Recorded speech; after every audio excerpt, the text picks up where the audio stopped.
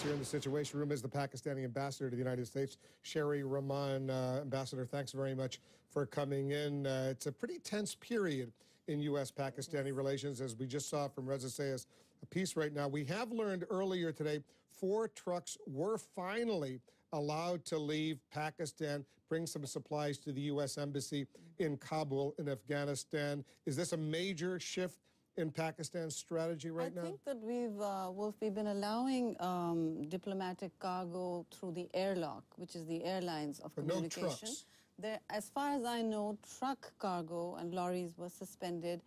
Some humanitarian supplies may have drifted through, but that, those, as you know, are humanitarian supplies, but really no serious material that had been crossing over, all suspended for 6 months. And so this is a new beginning, and obviously I bring good tidings. So does this mean you're about to resume the normal arrangement, allowing trucks from Pakistan to bring supplies to U.S. and NATO troops in Afghanistan? Yes, I think that we're looking at a conversation which is very positive. We have negotiating teams that are trying to operationalize an agreement, a memorandum perhaps, that can be transparent. Can that come as early as this weekend when President Zardari, your president, goes to Chicago, meets, I assume he'll meet with President Obama, right? Of course, this is a big summit where I think all leaders, especially Pakistan and Afghanistan, will be conferring to bring stability and peace to the region. We have joint goals that can converge, but we have, as you can see, the relationship's been in a bad place for over 6 months. Are you still demanding a formal apology from the United States? I think that is not going to go off the table. 24 coffins draped with our flag, killed at the hands of not an enemy but a friend, has caused national furor in Pakistan, if you must understand that. And, had we done this by any accident or confusion in the fog of war. Because the U.S. is ready to express condolences, express regret. But I think that's important, and I think we will calibrate that as part of our deliberations. But you want you want the word apology. Well, Pakistan had, the parliament, we have done a full spectrum review, and the parliament has asked very clearly for a formal apology. So until there's a formal apology, the trucks won't resume? Well, I think that while our groups are talking, there has been some movement forward, and as you know, our participation in the NATO summit hasn't been conditional.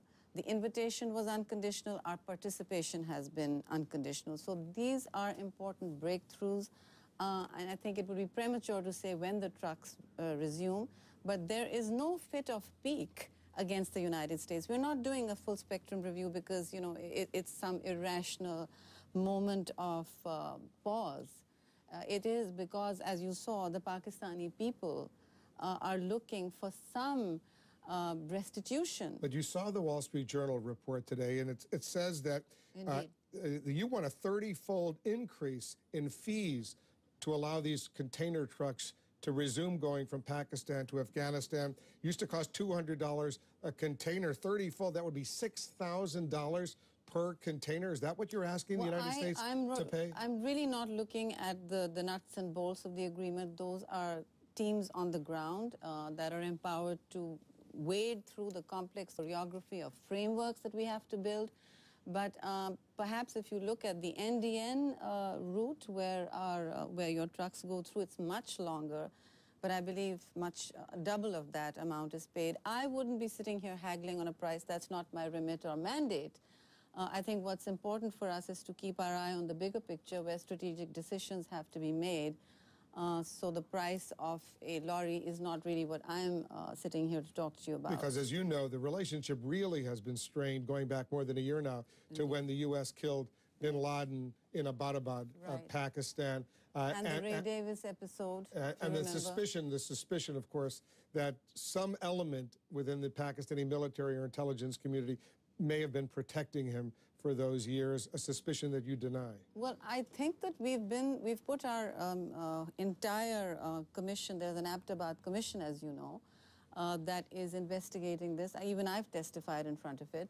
Many people have. It is empowered, and it is, I think, almost complete in its deliberations. You do know the 9/11 commission took over a year.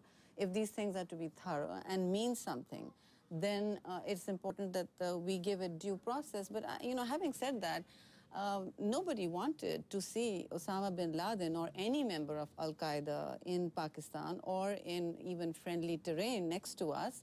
The point here is that Pakistan has cooperated in every effort to hunt down, degrade, destroy, and disable Al-Qaeda, and your military acknowledges that. They say that we are the partner that has been most active and valuable. They've been disappointed, though, that the Haqqani network, which supports the Taliban in Afghanistan, seems to have some free reign in Pakistan. Well, the Haqqani networks become a catchword to judge this relationship. The entire relationship cannot be predicated on the head of this spin. If the spin is so important, then I think that there has to be an anvil to Pakistan's hammer. It's a very porous, very treacherous open border, and we need to police this and interdict on both sides.